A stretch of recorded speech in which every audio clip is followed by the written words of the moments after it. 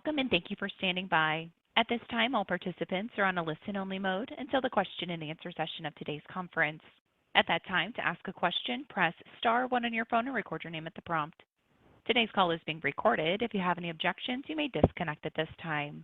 I would now like to turn the call over to Jackie McGinnis. Thank you. You may begin. Thanks, Alyssa. Good afternoon, and thank you for joining us. I'm NASA Press Secretary Jackie McGinnis, and I'm joined today to provide an update on the Artemis program by NASA Administrator Bill Nelson, Deputy Administrator Pam Melroy, Associate Administrator for Space Operations Kathy Leaders, and Associate Administrator for Exploration Systems Development Jim Free. Before taking your questions, I'll hand it over to the Administrator for an update on the program. Senator.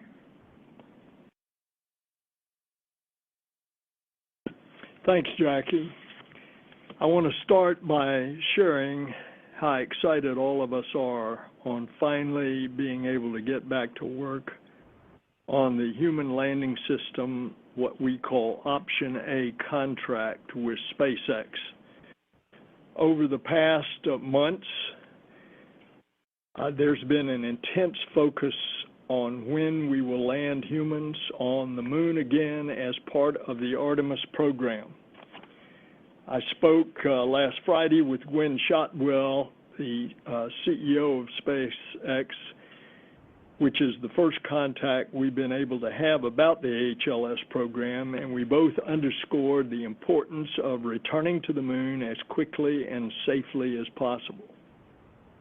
And the decision by the court on Friday means progress for the Artemis program, but our team still need time to work through the specifics before we can give a detailed look at the HLS readiness timeframe. I want to give a shout out to our legal team as well as to the Department of Justice lawyers that argued in front of the federal court, which is the Court of Federal Claims.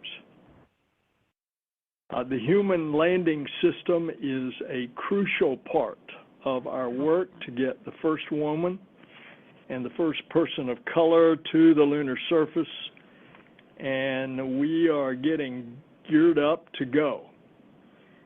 NASA is committed to help restore America's standing in the world, and Artemis is certainly going to help us achieve that by assembling the broadest and most diverse international space exploration coalition in the history of this planet. NASA is committed to pushing the boundaries of what we know to be possible. Artemis missions will turn science fiction into science fact. We will make new discoveries, we will advance technologies, and we'll learn to live and work on another world. And we'll do this all the while inspiring the next generation of scientists, engineers, explorers, and other STEM professionals, the Artemis generations. We had extraordinary success in the Apollo generation. Now we are in the Artemis generation. And when we land the first woman and the first person of color on the moon, we'll inspire kids here and around the globe, showing that if they can dream it, they can be it. And put simply, the Artemis program is an investment in our nation's future, in American leadership in space, in science and discovery, in good, high-paying jobs across the country, and in technology spin-offs that will be leveraged here on Earth. And obviously, this is very ambitious. And the good news is that NASA is making solid progress at the Kennedy Space Center on Artemis 1's launch. The agency has completed the stacking of the Space Launch System rocket and the Orion spacecraft. I just saw it a week ago. We have a series of tests underway, The esprit de corps is very high. The wet dress rehearsal will be in January, and the targeting launch is in February. And that said, after having taken a good look under the hood these past 6 months, it's clear to me that the agency will need to make serious changes for the long-term success of the program. Our update for you today is this. NASA is committed to an updated Orion development cost of $9.3 billion from fiscal year 12 through the first crewed flight test, no later than May 2024. These updated cost and schedule estimates for the Orion program through Artemis II are as a result of an increase in the scope and the demonstration from the original baseline and other factors, including the delays caused by COVID. Now, these changes will result in an Artemis II mission, which is the first crewed mission, and that should be a potential launch date of May of 2024. And that mission will go out further than humans have ever been, probably 40,000 miles beyond the moon, and return to Earth. And our teams need time to speak now with SpaceX about the human landing system. We've lost nearly 7 months in litigation, and that likely has pushed the first human landing likely to no earlier than 2025. However, this crewed landing will be preceded by an uncrewed landing on the moon sometime before that human landing. There are other reasons. Prior to fiscal year 22, previous Congresses did not appropriate enough dollars for development of the human landing system. And then the Trump administration target of a 2024 human landing was not grounded in technical feasibility. Going forward, the Congress has made clear that there must be competition for the 10-plus moon landings in the future. There will be the need of a significant increase in funding for the competition, and that's going to be starting with the 2023 budget. After all, the Chinese space program is increasingly capable of landing Chinese taikonauts much earlier than originally expected. But whatever, we are going to be as aggressive as we can be in a safe and technically feasible way to beat our competitors with boots on the moon. This update does not affect later Artemis mission schedules and lunar surface plans, including the gateway development and the lunar surface activities around the late 2020s. Artemis II will be an incredible achievement for NASA and indeed for humanity. For the first time since Apollo 8, Artemis II will fly around the moon. It will take astronauts further into space, as I said, than any humans have traveled before. And this remains an exciting area and era for exploration, innovation, and discovery. But as a government agency and a global leader in exploration, it is our responsibility to taxpayers to be open and transparent. And I've been crystal clear with the team, and it's my duty to be as clear with the public by talking to you. NASA's operations and those of our commercial partners has to improve. There are several steps we are taking to better position the agency and the Artemis program for success. We announced the reorganization of NASA's human spaceflight programs, the Space Operations Mission Directorate and the Exploration Systems Development Mission Directorate. Operations and exploration. Creating two separate mission directorates will ensure these critical areas have a focused oversight team in place to support and execute for the success that we look forward to. We're also leveraging the speed and innovation of the commercial sector as we move forward. And part of that is looking at how we contract with our industry partners. For example, we recently announced Exploration, Production, and Operation Contract, EPOC, the RFI.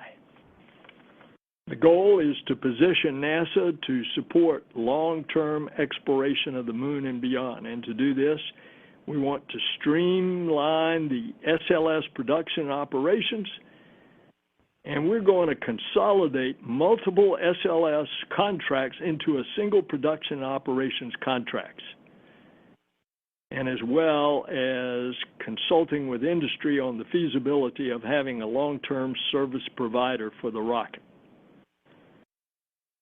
This is in addition to the production operations contract that is already in place for the Orion program. And we're taking a different approach to how we develop our Moon and Mars architecture. For example, the agency has an open request to industry soliciting proposals from industry to provide spacesuits and spacewalk services. Under the services model, industry will be accountable for the design, development, qualification, and production of spacesuits and their support equipment to meet the needs of the International Space Station and Artemis. All that we build, all that we study, all that we do, it will prepare us to return to the moon and then go beyond. And we're moving forward. And for scientific discovery, for economic benefits, and for inspiring a new generation of explorers, the Artemis generation.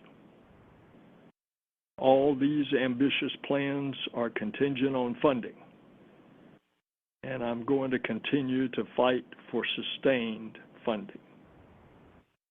Now it's my privilege to turn it over to our deputy, former astronaut commander, Colonel Pam Melroy.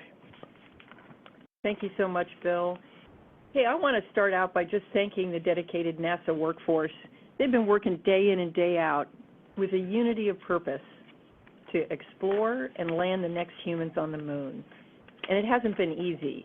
They've been logging overtime and doing double duty in the middle of a pandemic.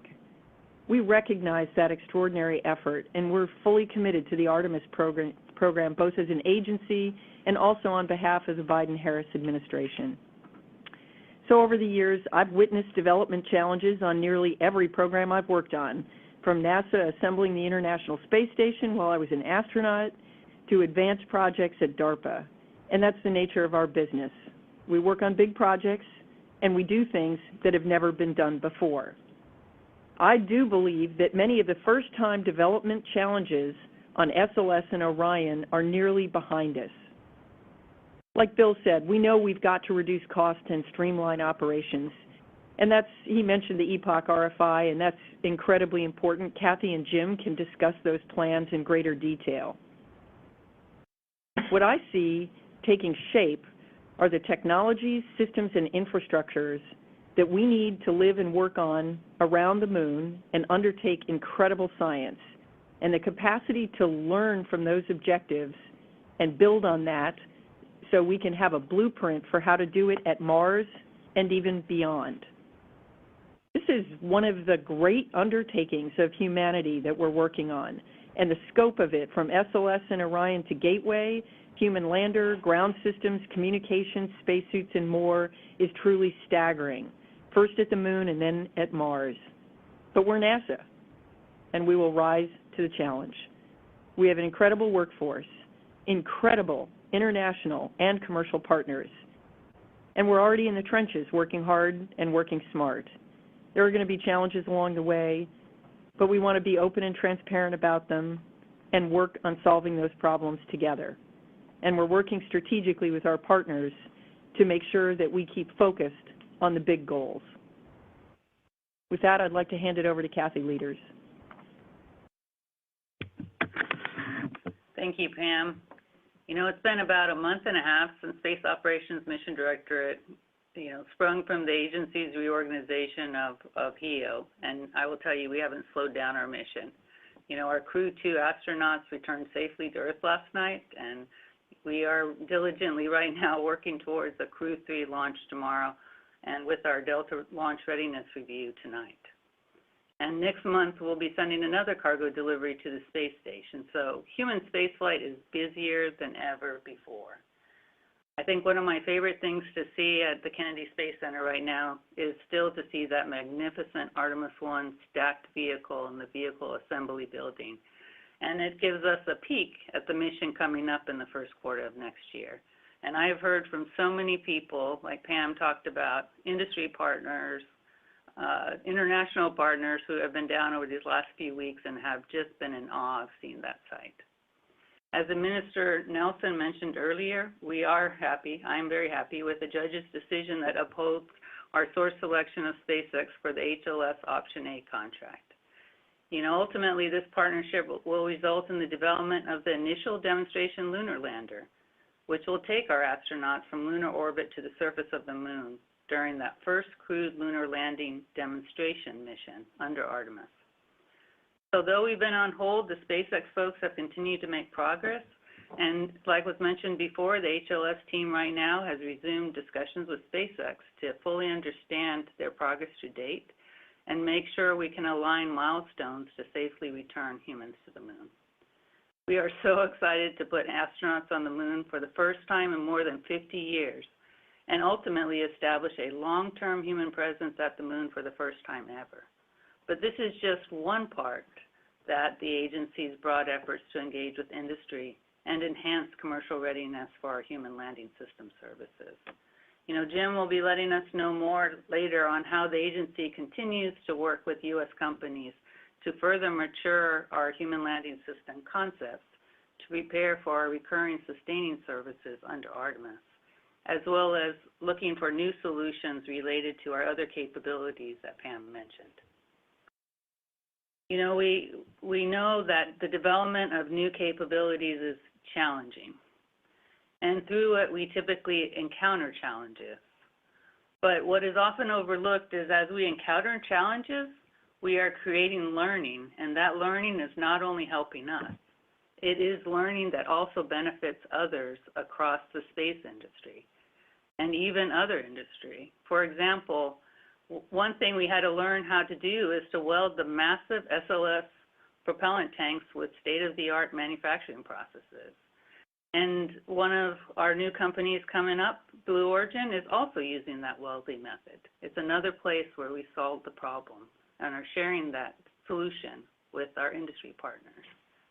Yeah, we do understand that as we move from development to operations, we need to continue to optimize our cost performance and realign our operations capabilities while we retain our safety. So we are attacking that problem in two ways. One is with how NASA is organized. You know, the administrator talked about our recent organizational structure and restructuring. And it's helping us to have a space operations directorate that can focus on optimizing how we do sustaining and operations And we are now working on that Space Ops Directorate structure that will do that.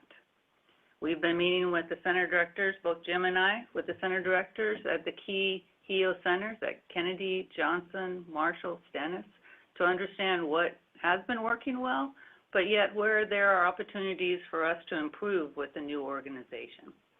And as we optimize our processes within the Mission Directorate, we will continue supporting our astronaut and cargo missions, space station activity, and the economic development of space, while also supporting initial planning for Artemis lunar operations. We will continue supporting these exploration plans to complement our ESD counterparts who are taking on the development for tomorrow's space exploration systems, as SOMD will shift focus to the operations side of the spaceflight continuum. The second major effort we are doing is looking at how to move some of our key development contracts into more sustaining and operations constructs. The EPOC contract that was mentioned before is a way we are looking at restructuring delivery of the SLS rocket in a way that streamlines the development contracting approach and setting ourselves up for long-term Artemis missions. And it also creates a contract structure that will allow this rocket to become a national capability. This is a big change for us, and we know we need industry's help and involvement in this change. We have been having multiple industry discussions for over 6 months now, and like was mentioned, we recently released the EPOC RFI. The industry day kickoff for the RFI is tomorrow, and we are looking for feedback from the companies and asking for final input by the end of January. You know, this will be a critical stage for us as we're looking towards continuing to go through the procurement process and get ourselves ready for hopefully an award by the end of 2023. We know we need to continue to streamline our Artemis crew transportation costs to provide additional funding for us to develop the additional capabilities that will bring us to the surface of the moon and beyond to Mars. But this will take a partnership and will take a team from industry and NASA to carefully transition this capability from development to operations, and we can't afford to impact the interim missions along the way. Jim Free is a perfect partner for me to have within NASA as we work through this. Jim is leading the agency's development efforts for ensuring that we have the key capabilities to explore the moon and beyond. And I'll turn it over to Jim to talk more about the development work that is underway now. Jim Free, NASA's Associate Administrator for Exploration Systems Development, Mission Directorate. Thanks, Kathy, and thanks for being a great partner. I've been on the job now about 45 days, and it definitely has been a busy month and a half. I've been able to see a lot of the hardware, the workforce, and even meet face-to-face with our international partners. So it's been a very exciting time to come on board. But for Artemis 1, as was mentioned, we completed the stacking of SLS and Orion, and Tom Whitmire and his team gave you an update a couple weeks ago on the testing that we have ahead of us before launch. We are targeting that February launch period, and certainly we'll keep everyone updated as we go through the testing that the team is doing every single day, as the administrator mentioned, and as we get closer to launch. We are targeting rollout for our wet dress rehearsal at the end of the calendar year. On Artemis 2, we're remaining focused on completing that vehicle while working Artemis 1, which is phenomenal. Work is underway assembling the crew module for Orion, and recently we received the second European service module for that mission as well. There's still a number of activities for Artemis 2 that will be first-time operations. It'll be the first time we're flying crew inside the vehicle. So we'll have the crew-specific systems that aren't there for Artemis 1, like environmental control and life support systems, and the displays, and all the software that goes to support those as backbones of the vehicle. As the administrator mentioned, we recently completed the rebaselining activity for Orion. Since the original agency commitments, we've added a great deal of scope to that development work, including the rendezvous proximity and docking capability, which is essential to be part of Artemis 3. We plan to complete that development before Artemis 2 and incorporate a demonstration of the proximity operations for Artemis 2 and then the full docking capability on Artemis 3. That additional scope leads to the rebaseline commitment for Orion of $9.3 billion. We'll continue to keep the teams working to an aggressive schedule so that we can launch Artemis 2 as soon as possible with this new capability. I want to make sure that we all remember that Artemis 1 and 2 are test flights that are part of the overall development work for SLS, Orion, and all of the complicated supporting ground systems that go with them. We'll continue the development work after those test flights for things such as the SLS Block 1B configuration for the exploration upper stage on Artemis 4. And then each mission beyond that continues to increase in complexity with new systems like the additional human landing system services, gateway, and surface elements. On Artemis 3, as has been mentioned, HLS has not been without challenges. We experienced the pause that the administrator talked about with SpaceX, and we are meeting with them currently to understand the impact of the delays on the entire development schedule. Since the court ruling last week, we have resumed that SpaceX work through a series of meetings that continue this week and in the coming weeks, and we're really eager to continue those discussions to determine the way forward to develop and demonstrate that human lander. After we understand the impacts and align our schedules with SpaceX, we'll have a much clearer picture on the new target date for putting those 2 astronauts on the moon. But as the administrator mentioned, we anticipate that now to be no earlier than 2025. The Option A contract is just part of our broader set of plans to partner with industry and develop the human landing system in the future. We partnered with 5 companies recently on our Appendix N effort to mature the concepts and develop risk reduction solutions. That work really bolsters the competition and increases commercial readiness for companies to provide that recurring service that we need from lunar orbit to the surface of the moon. And additionally helps us optimize our procurement strategy for competitive recurring services procurement. We're planning on issuing that draft request for proposals for services in early 2022, followed by a formal solicitation later that same year, open to all of U.S. industry. Another element of our exploration and architecture is spacesuits. And landing humans on the moon is a complex feat that requires integration of multiple components, including modern spacesuits. Leaning on the speed and innovation of the commercial sector and work on advancement of critical suit components and systems developed by the NASA team, the next generation spacesuits will be worn by astronauts on the space station first and during Artemis surface missions to help us achieve our bold exploration goals. We plan to make 1 or more awards next year, and we'll ask providers for demonstration missions as early as 2024. We're gradually building up our capabilities and demonstrating the systems we need to live and work at the moon and prepare for Mars. That's one of the reasons why you'll see our cost and schedule commitments connected to specific development efforts rather than per mission. And it really doesn't make sense to just total up all our development costs and divide by the number of flights, which is what you'll see in some reports. That would suggest you are just getting a mission for that price, not a whole suite of capabilities for exploring deep space now and the decades ahead. Artemis is really different from how we've approached exploration in the past. We're taking this new approach so that we can make new discoveries.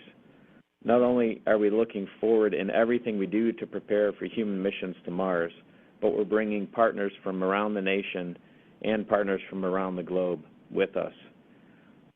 With significant contributions from our international partners in Europe, Japan, and Canada, Gateway will demonstrate long-term operations in deep space before we embark on missions to Mars.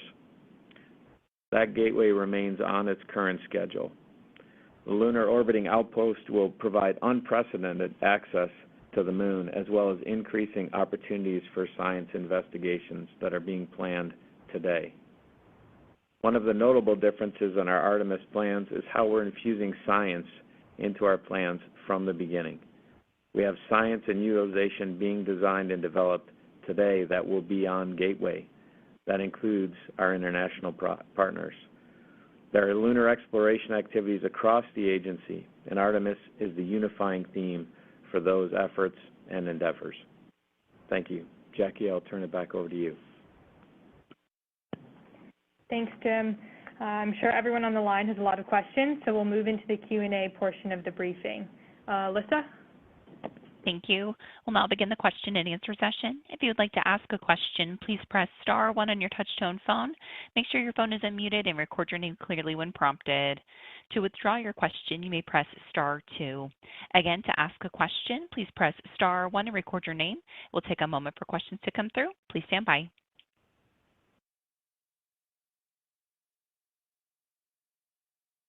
Thank you, and if you could please be sure to state who you're addressing your question to, and stick to just one question at a time. That would be a huge help. First up, we have a question from Bill Harwood with CBS News. Bill? Yeah, thank you very much. I don't know if this is for the administrator or for Kathy, but Senator Nelson used the word probable with regard to 2024 and Artemis 2 and a likely slip to 2025 for Artemis 3.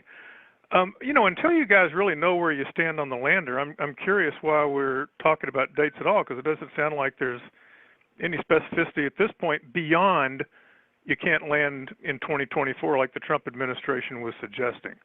So I guess I'm wondering, you know, why set even a vague target until you've had a better chance to talk to SpaceX and see where things stand on the lander? Thanks. Bill, thank you for your question.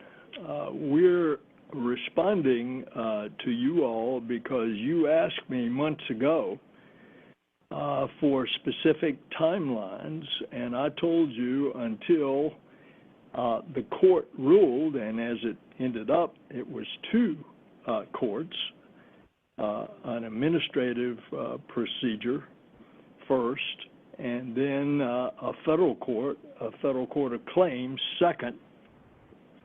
And that took the better part of 7 months. And so with that court ruling, this was the very first opportunity to come to you. And what I said and what Kathy said and what Jim Free said was that we expect Artemis 1 in February, in just a few months. We expect Artemis 2 on or about May of 24.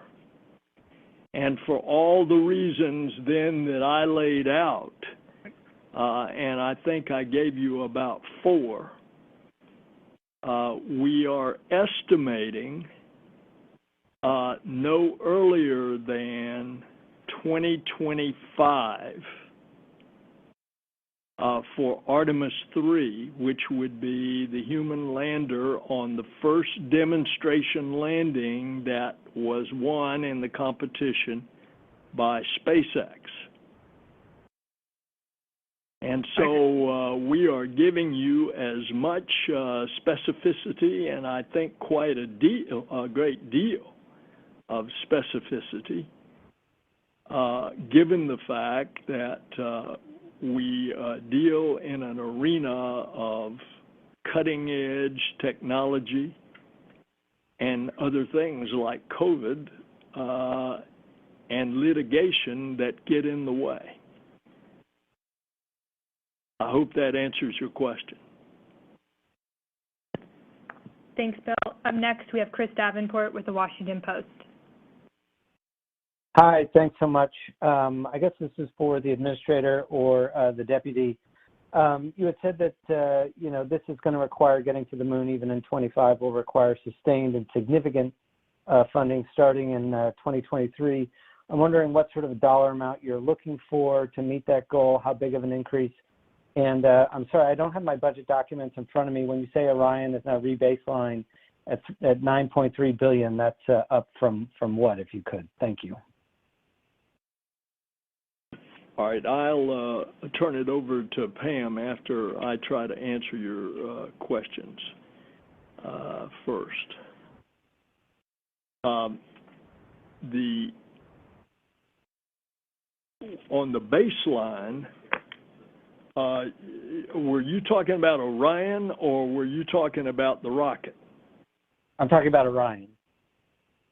Okay. Jim, you want to answer that? Oh, the question was the new rebaseline number for Orion? Yes. And that is the previous agency baseline commitment was $6.7 billion. Okay, and what's the other part of your question, Christian? Yeah, you were saying you needed significant funding, likely starting in 2023. I'm wondering if what those budget requests will be, how much more money you need. I'm looking for, I guess, any sense of a dollar amount. You've been very good with the schedule. Now I guess I'm looking for the budget. Yes, sir. I have not been shy about stating this, and I've stated it publicly several times. We need for a full-up competition, which the Congress has made in no uncertain terms their not only preference, but their strong urging to have a competition for the eventual lander. That would be about one a year over a 10-year period, and that number is $5.7 billion over about 6 years. Thank you. Next up, we have Joey Roulette with the New York Times. Hey, thank you for doing this. Question, I guess, for either Pam or Jim or Kathy or whoever wants to answer. Has SpaceX proposed, or have you talked to SpaceX about doing a direct Starship mission to the lunar surface without maybe docking with Lockheed's Orion, just kind of as a potentially quicker route? And if they do ever mention that, is that an option that NASA would consider? Thanks. Yeah, I don't think that would work from a architecture perspective to do that directly. You know, I since, like the administrator, I've not been able to talk to SpaceX since I came on, but I don't think that works from an architecture or orbital mechanics perspective. Yeah, and the crew would be transported up on Starship. The primary thing, right? We're taking the crew up on Orion. So, if there was again, the architecture-wise, it just wouldn't work. You want to refine your question, Joey?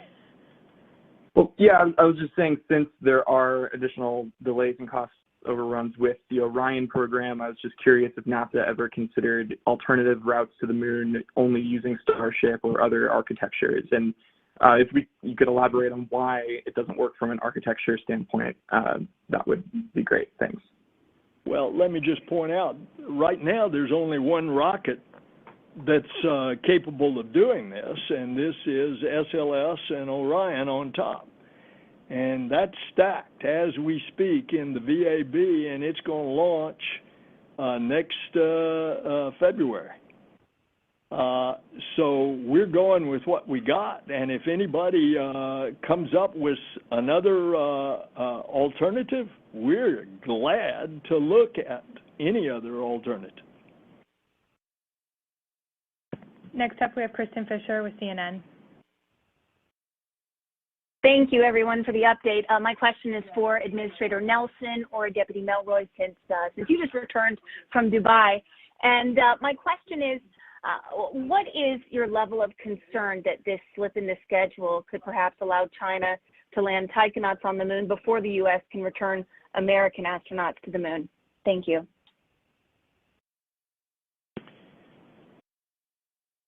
In my comments earlier, I said that we are facing a very aggressive and good Chinese space program. This has happened in the last few years, that we've seen them achieve quite a number of things. Think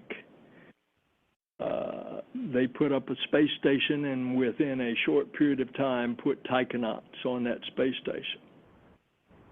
Think also, they are the second nation to land a rover on Mars and are preparing to do a sample return mission from Mars. No other nation save the U.S., and albeit we did it landing back in the 70s and have landed several times, no other nation has done that. Statements that the Chinese space program, which includes the Chinese military, have made give us indications that they are going to be very aggressive. We know, and they have stated, that they are going to the South Pole of the Moon. We know that they say they're going to do scientific experiments there. We know that they've already had missions to the moon robotically. So we have every reason to believe that we have a competitor, a very aggressive competitor in the Chinese, going back to the moon with taikonauts. And it's the position of NASA and I believe the United States government that we want to be there first back on the moon after over a half century. But we got a lot of stuff to do on the moon, including building habitats, learning how we're going to exist for long periods of time in that environment in order to prepare us to take astronauts to Mars. It's one thing to go 240,000 miles and back. It's another to go millions and millions of miles, get the planets in alignment, how long you have to stay on the surface, get the planets back in alignment so you can come back. That's why we're going back to the moon, to get ready to go to Mars. Thank you. Next up, Michael Grushko with National Geographic. Hi, thanks so much for taking my question. In previous, I think this might be for the administrator, but I'm open to others weighing in as well. In previously released schedules, even notional ones, there's been anywhere between a 14 to 17-month gap between Artemis 2 and 3. Now, beyond some of the uncertainties you've already touched on related to the human landing system, could you elaborate on some of the other factors, maybe it's ground systems, et cetera, that could further affect the timing between Artemis 2 and 3? Thanks. Yes, sir. So this is Jim Free. There's a number of factors. So Artemis 2, as I mentioned, is the first time we're flying crew. So we're going to learn a lot about the ecosystem and how that performs. So there's a potential for some understanding and operational changes we may need to make after flying crew for the first time. I mentioned at Artemis 2 we're going to do a proximity operations demonstration, and then for 3 we're going to have to dock. So things we learn about how the system performs, how we actually do the operations with the crew, how the vehicle flies, may be some things we need to modify.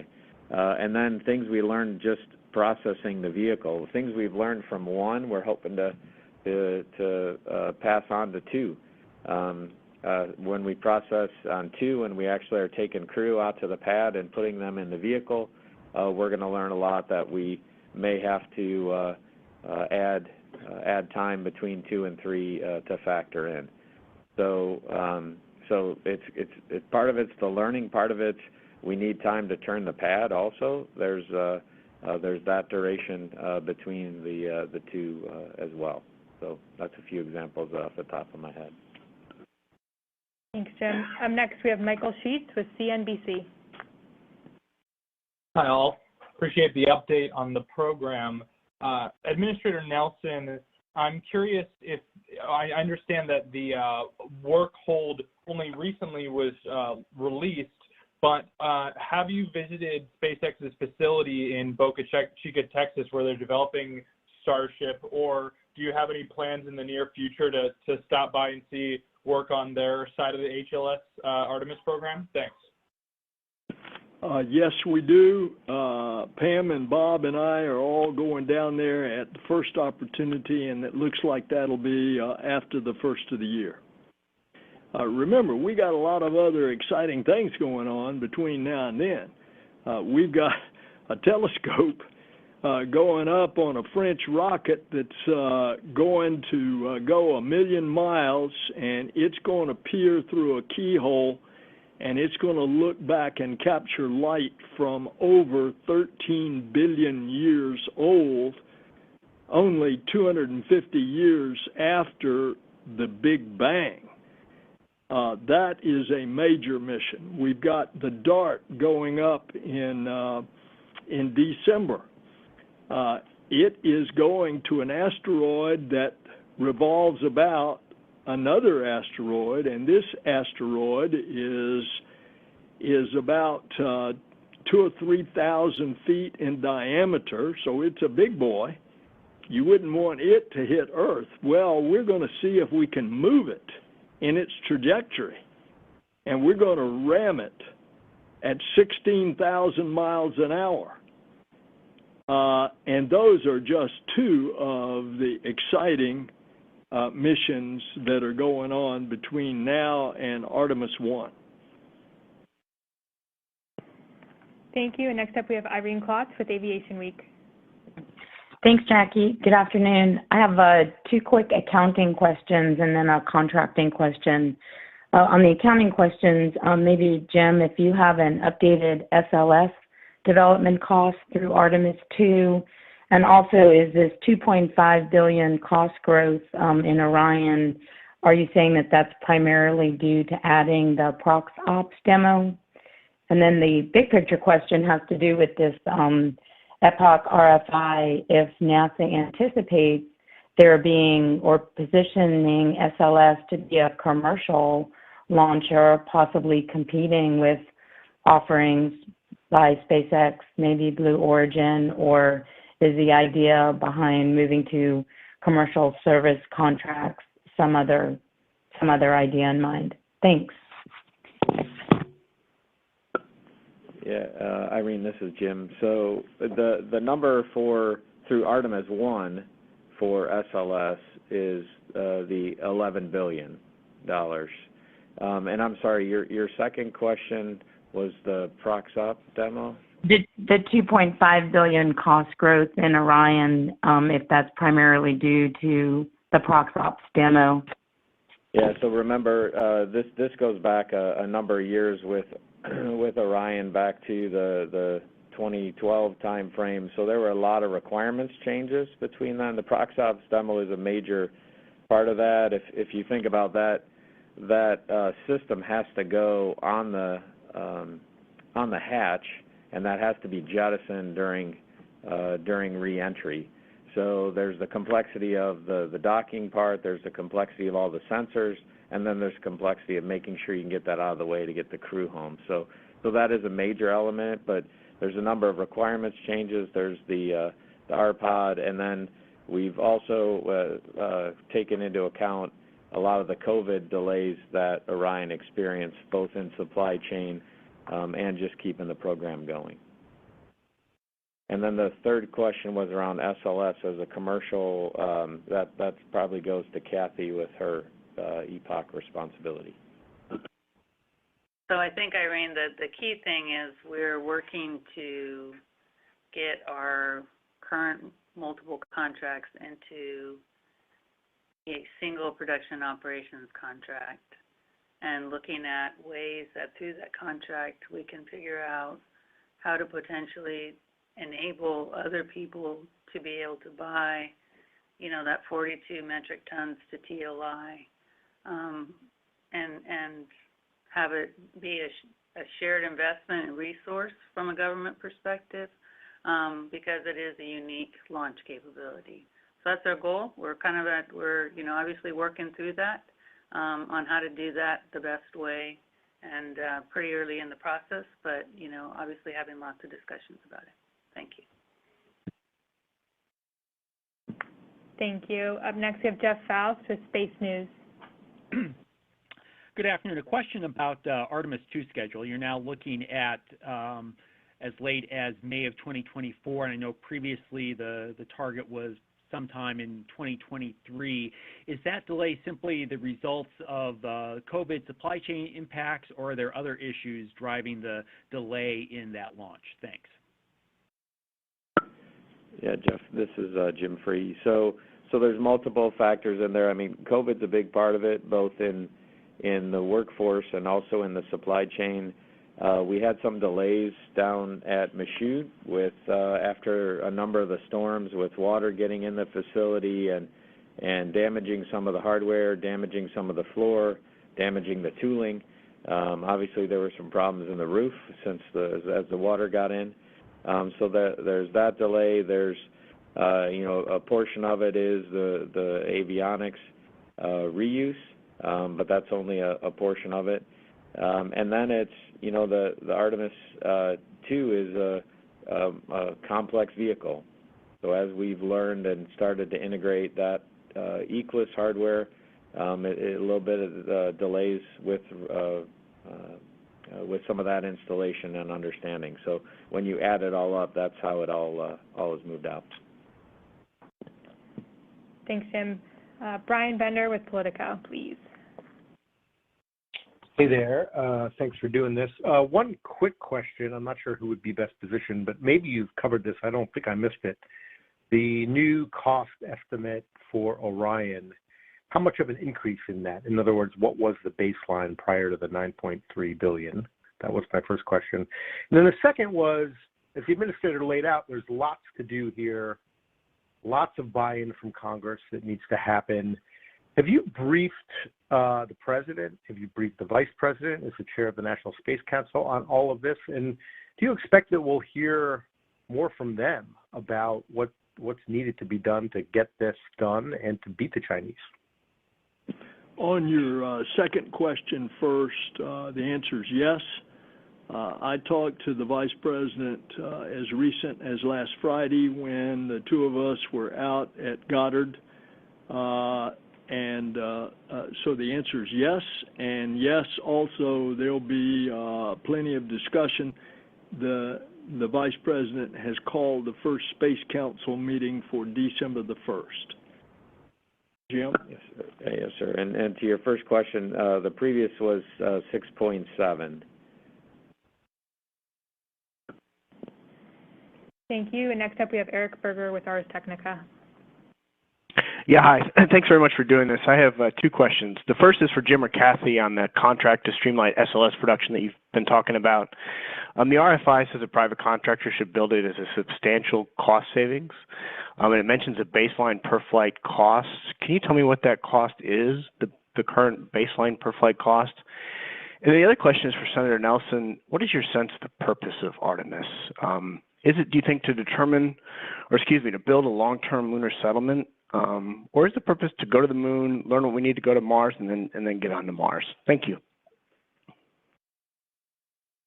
For your second question first, we're going back to the moon to learn what we need to do to extend human life for long durations and build habitats with the whole idea that we are going with humans late in the decade of the 2030s to Mars. There's a lot to learn. When you're 250,000 miles away, you better learn it, because then you're going millions and millions of miles away. And depending on the amount of propulsion that you have, how fast you could get to Mars, then will depend how long you have to stay on the surface of Mars in order for the planets to be in the alignment so that you could get back in the same amount of time that it took you to get there. So there's a lot to learn on the moon in order to go to Mars. You know, I think we'd be really happy at some stage if we could get our, you know, our launch and processing costs to, you know, between $1 billion and $1.5 billion. But we've got a little ways to go. Now that's total cost for both NASA folks that need to be doing work and obviously industry folks that need to be doing their part. There'll always be a partnership between the two of us, right? NASA will still need to do the mission assurance function because this is a crew transportation vehicle like we talked about. But we need our industry partners to be able to deliver that 42 metric tons to TOI in a safe and reliable manner. That would be our goal going forward. But we can always do better. You know, the more money we pull out of this, the more money Jim has to go build new hardware and get us to the surface of the moon with HABs and get trans-HABs built and get power and infrastructure capabilities on the moon for us to further buy down risk and get us ready to go do our trips to Mars. And so that's our goal going forward. Thanks, Kathy. Up next, we have Lauren Gresh with The Verge. Hi, thank you for taking my question. So throughout this, you've emphasized the litigation that held up communication between SpaceX and NASA. But from videos and pictures down there, SpaceX has certainly been working very hard on Starship in the meantime. So I'm wondering if you could be specific about how the lack of litigation would have hastened that development process. And if there hadn't been a lawsuit, did you have hope that you'd still meet the 2024 deadline, even with the significant lack of funding from Congress? Thanks. Because of the litigation for 7 months, we have not been allowed to have, under law, any contact with SpaceX until the litigation was continued. SpaceX, on their own, has continued their development without any payments by NASA as to the contract that has now been signed pursuant to the court decision just last week.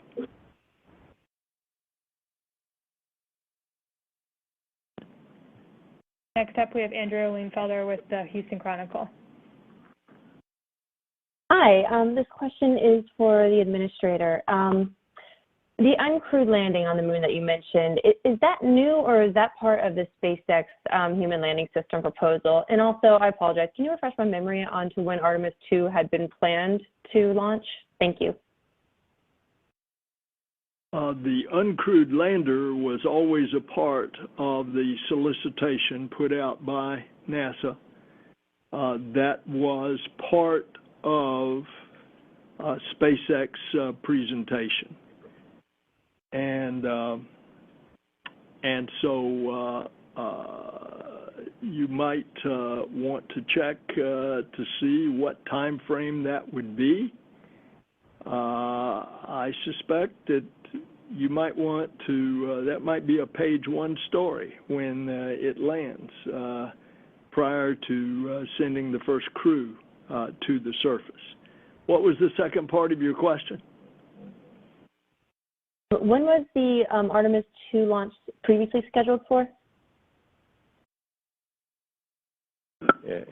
April of 23. Unfortunately, we are running out of time, and we only have time for one more question. So to close this out, Marina Corin with The Atlantic, please. Hi, 2 questions for the administrator. Is NASA still aiming to land somewhere near the South Pole, or will you consider other locations? And I'd like to get an answer to Lauren's question. You seem to draw a direct line between the holdup that the litigation caused and the schedule push to 2025 for the landing. Would 2024 have been possible if the litigation wasn't an issue? If you'll go back and look at what I said earlier, I listed several things. I listed the litigation. That was 7 months. I listed less dollars from previous Congresses and the Trump administration judgment that was not a goal of 2024. 2024 was not a goal that was really technically feasible. So I listed several things. And to the other part of your question, are we still targeting the South Pole? The answer is yes. I mean, we don't have specific landing sites. We have a number of them that we're working closely with the Science Mission Directorate to understand. You know, they just announced the Viper landing site not long ago. We're beginning to discuss with them specific areas, but the South Pole still is our focus. Thank you all so much. Unfortunately, we have run out of time. I want to thank you for your participation, and an instant replay of today's call is available for 30 days by calling 888-566-0620. So thank you again for joining us, and I hope you'll stay on the online stream for the premiere of a new NASA video about our Artemis program. Have a great afternoon. That concludes today's conference. Thank you for participating. You may disconnect at this time.